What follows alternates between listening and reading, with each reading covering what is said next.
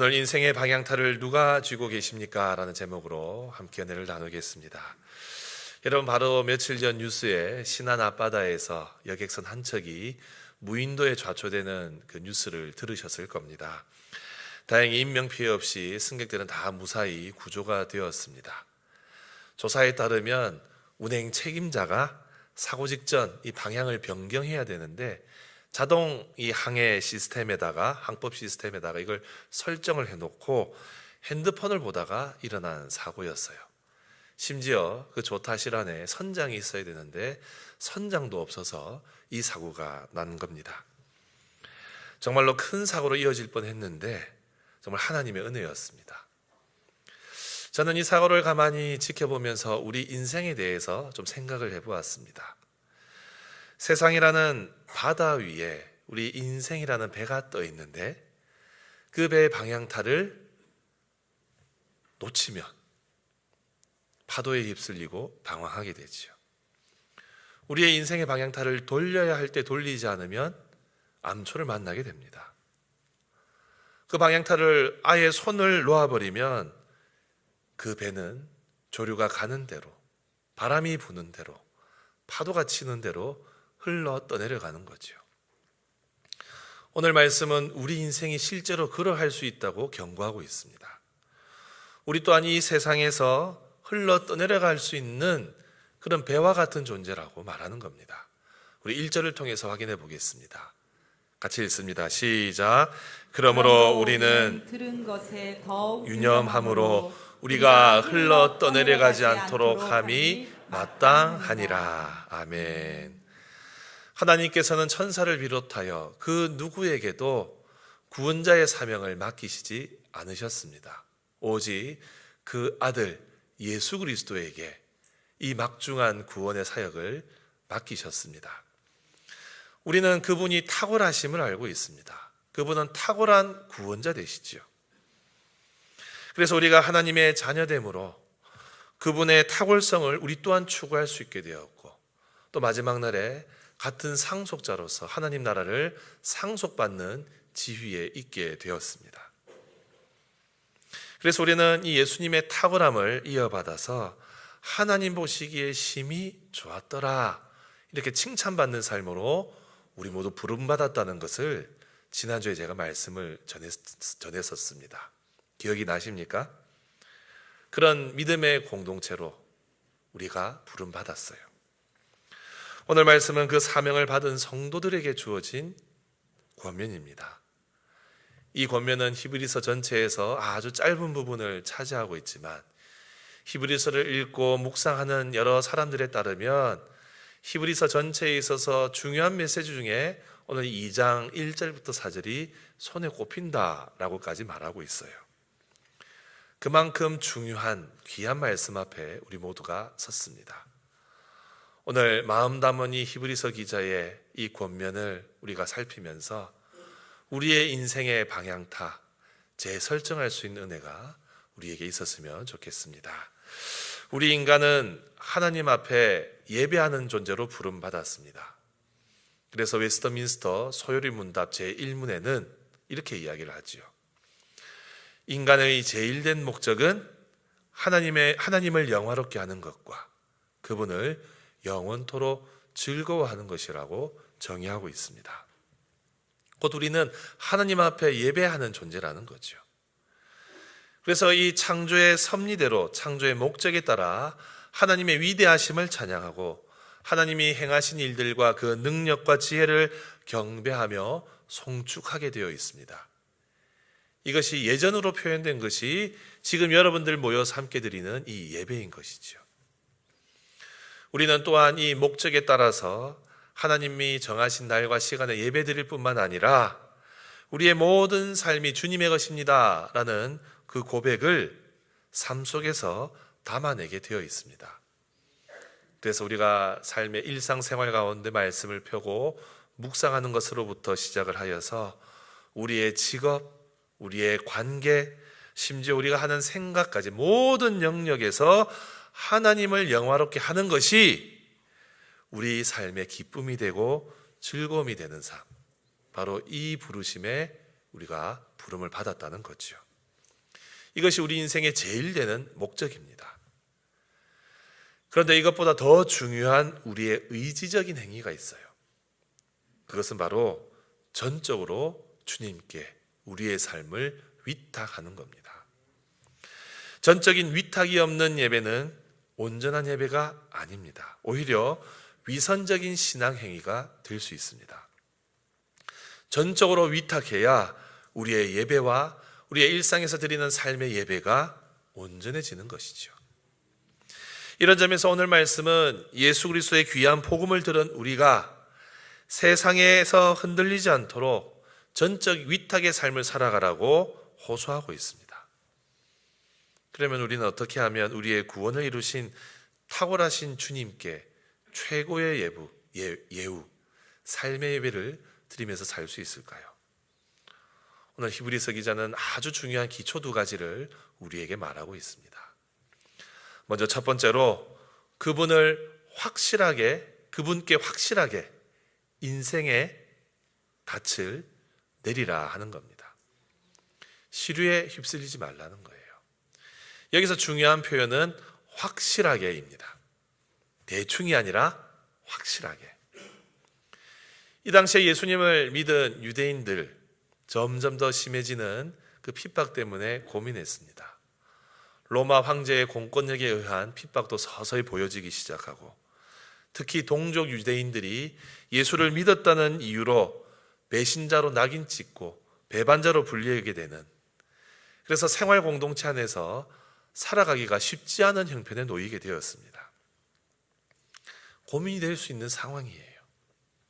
신앙을 지키고 사는 것이 회의감이 들었을 것입니다. 여기에 여러 가지 신비적인 교리들도 나타나기 시작을 했고 또 천사니 신인이 하는 그런 이야기들, 뭔가 신비한 이야기들이 교리화되고 있고 특별히 로마의 그 신전에서 드려지는 황홀하고 자극적인 그 제사, 그런 것들과 이 예수 믿는 것들을 비교해 보니 예수 믿는 삶은 별로 매력이 없어요. 로마의 신들을 숭배하는 것이 훨씬 종교다워 보였습니다. 예수님을 믿는 것 서서히 매력을 잃어가고 있는 거죠. 이것은 여러분 요즘에도 일어나는 일입니다. 우리가 코로나를 겪은 이후에 공적으로 우리 자신 예수 믿습니다 말하는 것이 이제 불편해진 시대를 살고 있습니다. 기독교인이라고 말하면 이단으로 도매급되어서 비난당하죠. 사람들이 좋지 않은 눈으로 쳐다봅니다. 더군다나 우리의 믿음의 이 신앙의 공동체, 전체 공동체 안에서도 사람들의 말초신경을 자극하는 그런 가르침들과 정치적인 이야기들과 별 희한한 이야기가 공존하고 있어요. 이러한 불편한 상황 때문에 예수 믿는 삶이 매력을 잃어갑니다. 시대사조는 처음부터 끝까지 교회에 대해서 늘 비관적이고 비판적이에요. 그래서 오늘 말씀은 우리에게 흘러 떠내려가지 않도록 어떻게 하라고요? 흘러 떠내려가지 않도록 하는 것이 마땅하다라고 가르칩니다. 이미 들은 예수님의 가르침과 복음과 신앙의 선조들의 그 삶의 간증들 더욱 확실히 마음에 새기라고 권면하고 있는 거죠. 저는 해군에서 군생활을 했습니다. 물론 군생활에 거의 3년, 4개월 중에 거의 3년 가까이를 저는 해병대에서 근무했지만 해병대 발령 나기 전에는 해군 군부대에서 근무를 했어요. 제가 함정 실습을 나갈 기간이 있었는데 그때 그 주간에 태풍이 불었습니다. 근데 태풍을 불 때 해군 배들을 어떻게 정박시키는지 그때 한번 볼 수 있었어요. 일단 태풍이 불어오기 시작하면 이 배들 함정끼리 부딪히지 않도록 충분한 간격을 두고 정박을 하는데 불가피한 경우에는 2대, 3대를 옆으로 이렇게 붙여서 밀착을 시켜 놓습니다. 그 사이에 완충제를 넣어서 그리고 배를 아주 단단하게 결박을 하고 닻을 내립니다. 그래야 큰 파고가 와도 바람이 불어도 배가 부딪혀서 파손되는 일들이 없어요. 배 전체가 이제 무게가 크게 늘어나니까 크게 요동치지도 않게 되는 겁니다. 오늘 말씀의 1절 하반절에 흘러 떠내려가지 않도록 이라는 말이 바로 이 의미를 가지고 있어요. 흘러 떠내려가다라는 이미지는 배가 닻을 내리지 않고 흘러서 표류하는 모습을 설명하는 단어입니다. 그런데 한 가지 단어 뜻이 더 있어요.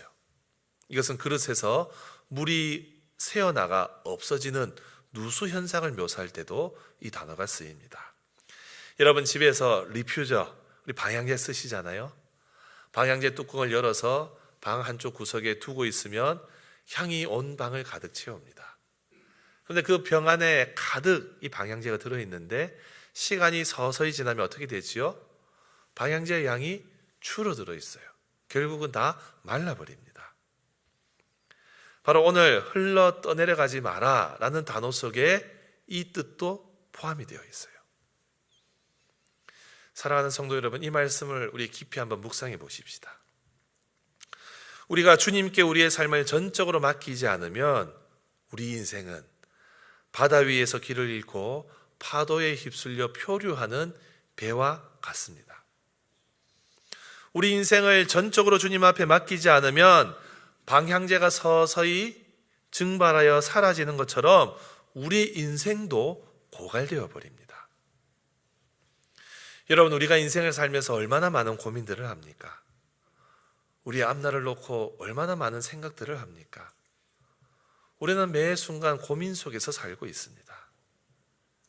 인생의 문제를 어떻게 풀어가야 할지, 인생의 이 문제 해답을 어디에서 찾아야 될지 이리 기웃 저리 기웃 하는 게 우리의 모습이잖아요. 여러분, 그렇게 지내다 보면 나중에 어떻게 되는지 아십니까? 우리의 믿음 생활의 기쁨과 즐거움이 어느샌가 고갈되어 있어요.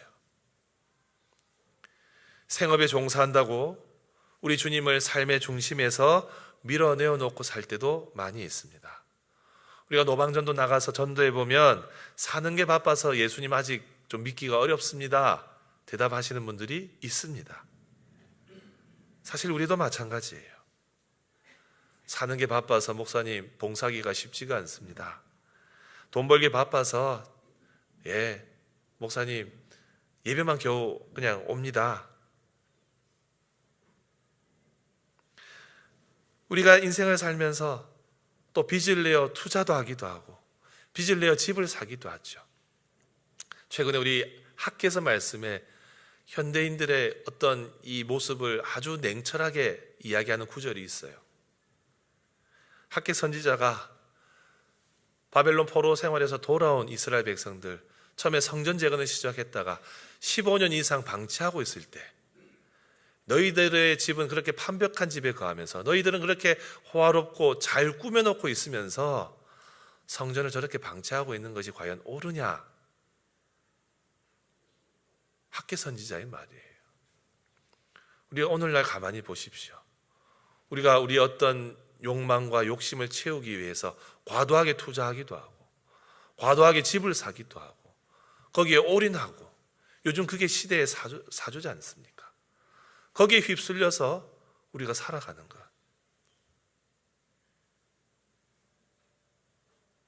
학개 선지자가 딱 지적을 했어요.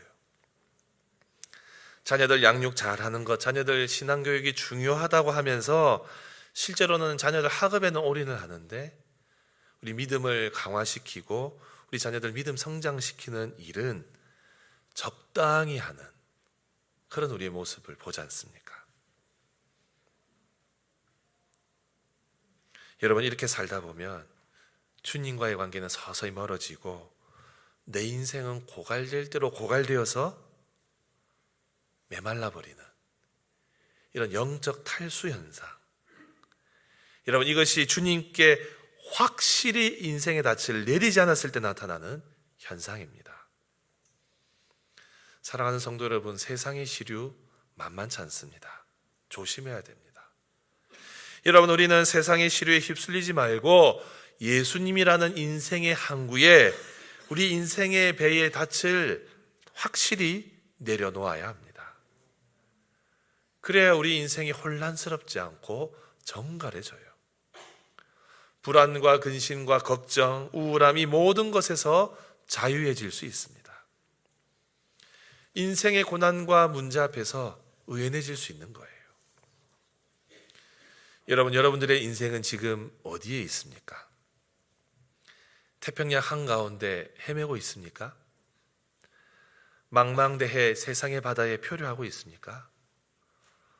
얼른 예수님이라는 항구에 여러분들의 인생의 배를 단단히 정박하시기를 바랍니다. 두 번째로 오늘 본문은 우리 주님이 이루신 구원의 가치를 훼손하지 말라라고 말하고 있어요. 바꿔 말하면 그분의 영광을 위해서 살아가라고 합니다. 우리가 앞에서 나누었지만 우리는 그분의 영광을 위해서 살아가야 돼요. 그것이 우리의 목적이고 방향입니다. 우리는 적극적으로 하나님의 영광을 드러내기 위해서 살아야 됩니다. 또 하지만 한편으로 하나님의 영광을 훼손하는 일, 이 복음의 은혜와 구원의 가치를 훼손하는 일도 해서는 안 됩니다. 우리 2절과 3절을 통해 확인해 보겠습니다. 같이 읽어봅시다. 시작. 천사들을 통하여 하신 말씀이 견고하게 되어 모든 범죄함과 순종하지 아니함이 공정한 보응을 받았거든. 우리가 이같이 큰 구원을 등한히 여기면 어찌 그 보응을 피하리요. 아멘. 여러분, 3절은 우리에게 베풀어 주신 구원에 대해서 큰 구원이다라고 말하고 있어요. 이거는 원어를 직역해서 보면 고귀한 구원입니다. 이 고귀한 구원을 등한히 여기지 말라. 오늘 말씀에 천사들을 통하여 하신 말씀이라는 것은 구약 성경, 특별히 모세오경을 의미를 합니다.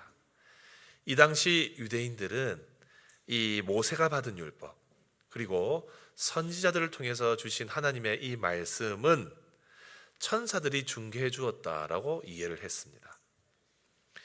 이렇게 하나님께서 주신 율법은 유효한데 이 율법 대해서 모든 범죄, 그리고 이 모든 범죄의 불순종은 다 공정한 보응을 받았다 하는 것이 오늘 말씀의 표현이에요. 쉽게 말해서 하나님이 주신 율법을 어겼으면 어떠한 잘못이든 하나님 앞에서 확실히 벌을 받는다라는 뜻이에요. 그런데 이 모세의 율법보다 더 큰 예수님께서 행하신 이 구원에 대해서 우리가 등한히 여기면 우리가 어떻게 그 공정한 보응을 피할 수 있겠느냐? 곧 율법보다 크신 주님이 행하신 구원을 등한히 행하면 우리는 결코 그분이 행하시는 공정한 보응을 피할 수 없다라고 말하는 겁니다. 여러분, 우리는 우리 스스로 우리가 믿고 있는 복음과 구원을 가치 있게 여기고 있는지 스스로에게 물어봐야 됩니다. 이 복음을 가치 있게 여기고 있지 않으면 우리 주님께서는 그에 상응하는 보응을 하시는 거예요.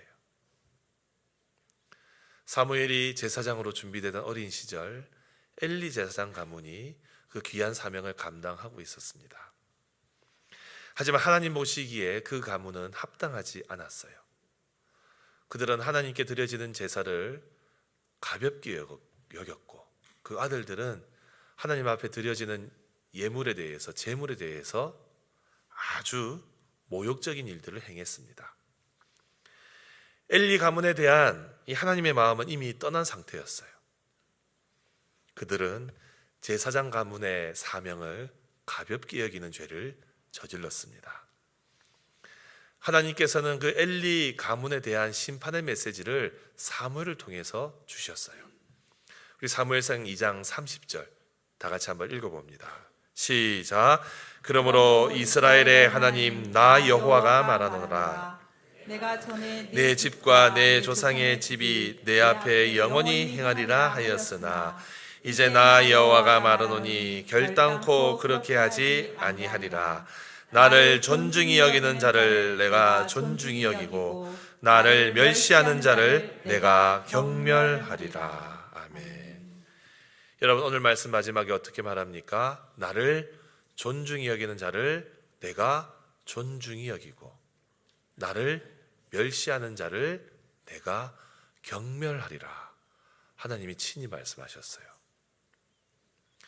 여러분, 이 말씀에 따라 복음에 적용해 보십시다.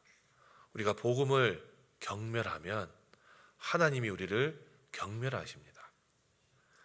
우리가 구원의 은혜를 가볍게 여기면 하나님께서 우리 인생을 가볍게 취급하세요. 많은 경우에 우리가 겪는 고난과 어려움은 하나님을 향한 우리의 태도의 원인이 있습니다. 주님께 전적으로 맡긴다 하면서 내 생각대로 살 때 겪는 고난과 고초와 어려움, 그것은 우리가 하나님을 전적으로 존중하지 않아서 겪는 자초위난입니다. 그런데 여러분, 우리는 얼마나 그것을 모르고 하나님만 원망하고 있습니까? 우리 스스로 무덤 파는 일들을 얼마나 많이 하고 있습니까? 사랑하는 성도 여러분, 오늘 말씀은 우리에게 도전합니다. 여러분, 구원의 이 복음을 존중해 주십시오. 구원받은 감격대로 사는 삶을 가볍게 여기지 마십시오.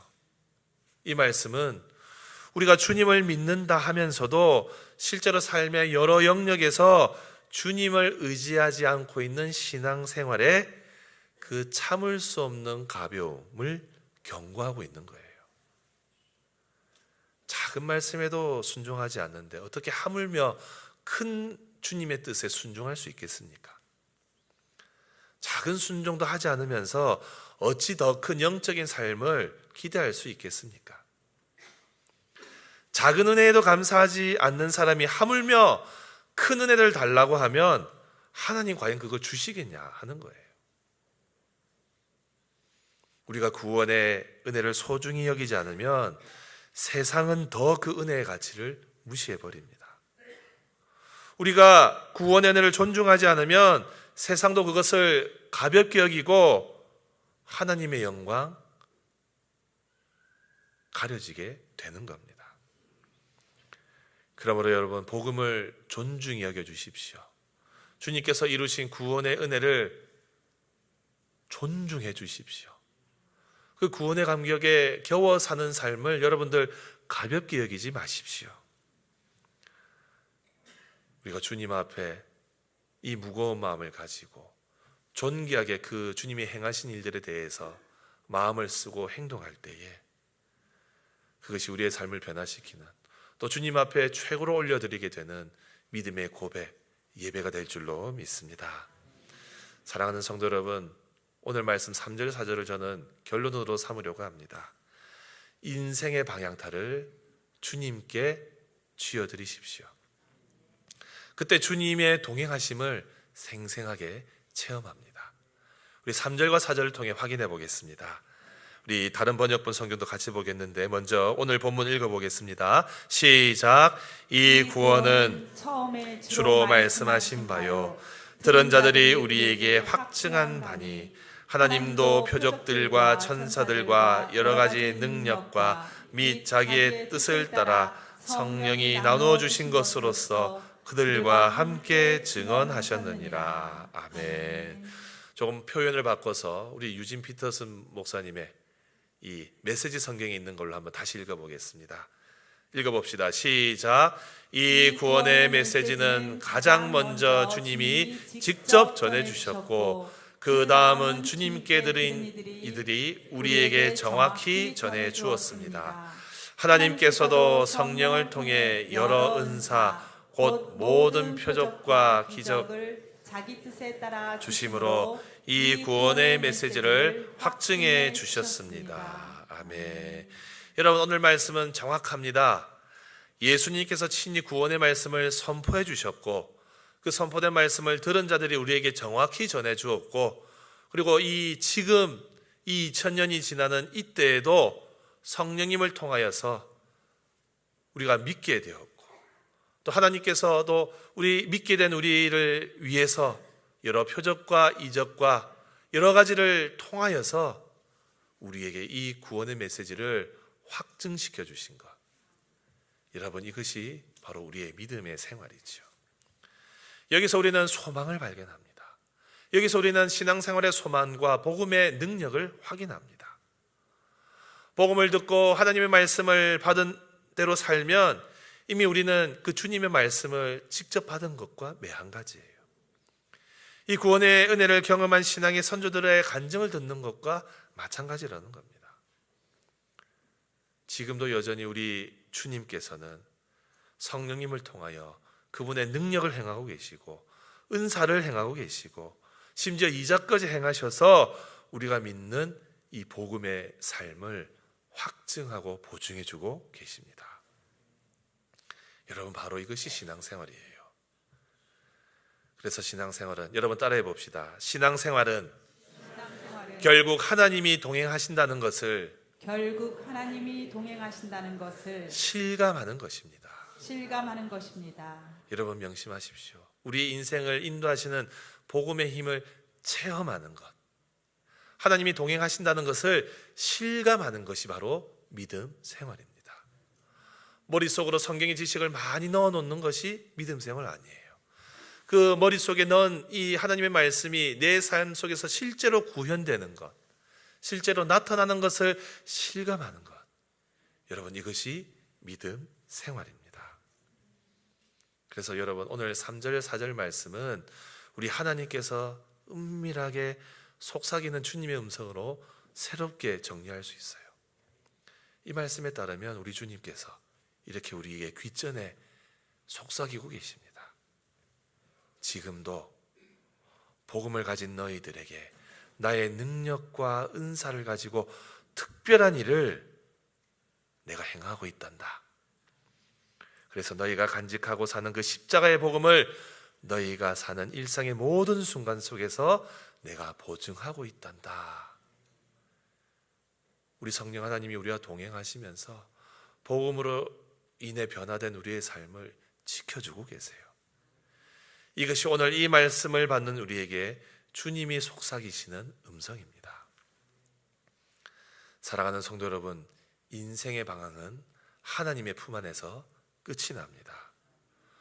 우리 주님은 포근한 항구, 거친 파도를 막아주시는 안전한 포구와 같습니다. 그분께 확실히 여러분들의 인생의 닻을 내리십시오. 우리가 복음을 귀중하게 여기고 우리 인생을 주님께 단단히 묶어놓고 살면 그분의 말씀이, 그리고 그분의 그 역사가 성령님을 통하여서 행하여지게 되고 그 은혜의 방편들을 통하여서 우리의 삶에 간증이 넘치게 하실 것입니다.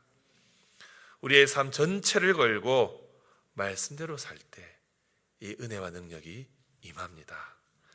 사랑하는 성도 여러분, 이번 한 주도 탁월하신 주님께 여러분들의 인생의 방향타를 쥐어 드리십시오.